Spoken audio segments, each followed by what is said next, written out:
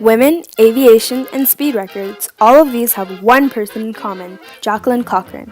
Jacqueline Cochran set more records in aviation than any man or woman across the globe. Although dominated by men, Jacqueline Cochran provided women the opportunity to make a vital impact during World War II, securing for women an important role in the history of 20th century aviation. Jackie Cochran was born Bessie Pittman in West Florida. It is debated on when exactly she was born, but some report that she was born in the year of 1910. Born into poverty, she faced many hardships and disadvantages. While working odd jobs and saving her earnings, she bought her first pair of shoes at the age of 9. Working in a hair salon, she acquired a crafty skill set and became a highly respected and favored beautician. Meeting Floyd Olam at a dinner party on one of her business ventures, he encouraged her to learn how to fly. She earned her license to fly and took to the sky in 1932. Soon after, Odlum financially assisted her in efforts to owning her own cosmetic company that would grant her a multi-million-dollar heir. Just 2 years later, in 1934, Cochran won first place in her first air race. During her races, she befriended Amelia Earhart. In 1937, she placed first in the women's Bendix division. She set the record of the first woman to perform a blind landing. Setting and breaking records, she earned her first out of 15 trophies from the Clifford Burke Harmon International Trophies of the International League of Aviators for being named the most outstanding woman pilot in the world. As World War II began to surface in 1940, Cochran wrote to Eleanor Roosevelt in intentions to creating opportunities for women to join amongst the Air Force as pilots. The idea was suggested to Army Air Force General Henry H. Hap Arnold, which then resulted in the rejection of her idea.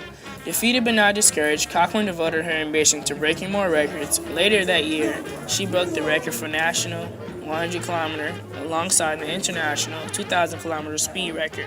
She also establishes a women's national altitude record and broke the international open-class speed record for men and women. Cochran traveled to England in 1941 and worked for several months in the Air Transport Auxiliary, a branch of the Royal Air Force. This granted her the ability to become the first woman to fly a bomber across the North Atlantic Ocean.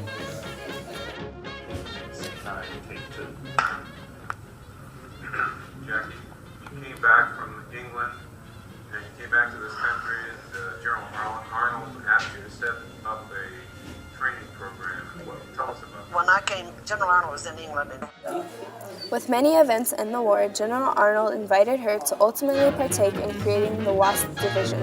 The Women's Air Force Service pilots gave women the chance to fly for their country. Advanced aircraft, like the fighter aircraft that I had flown, and this kind of thing.